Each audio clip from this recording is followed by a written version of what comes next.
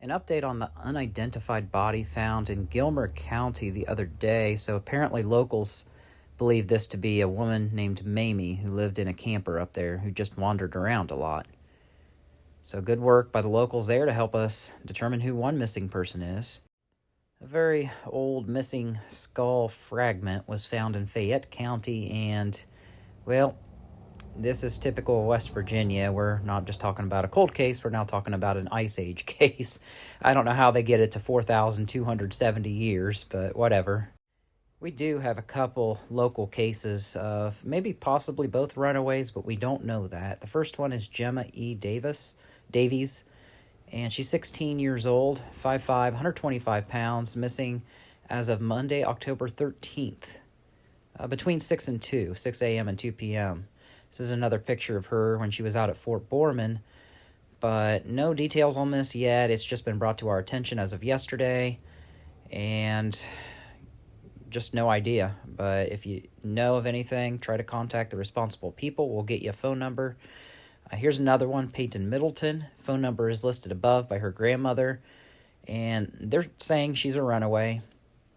Most times, runaways are found not too far after the time they go missing, but that's not always the case. Now, Peyton is 14 years old, and just because it's assumed that she's a runaway, it doesn't mean that that's necessarily what happened. So if you see her walking out and about, maybe in a hooded sweatshirt as it's getting colder, call that number listed above. Okay, moving on to a state that tends to get things right more often than not. Scott Hickman, 53 years old, charged on 4 counts of aggravated murder and 2 counts of murder of Kimberly Fulton, 28, and her son Daniel Fulton. This was back in 1995, and he was indicted in August of this year, but now is sentenced 20 years to life. The chance of parole after 20 years. Now, he says he's innocent. We know that he was helping somebody else, but as of right now, he's not fessing up and saying who else is involved.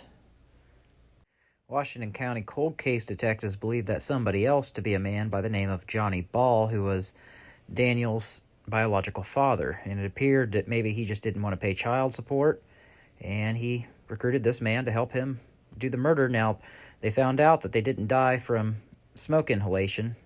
Second autopsy on the lungs, it was determined that Scott Hickman had likely beat them up. There were bruises on their body and poured gasoline on them and set the whole trailer on fire.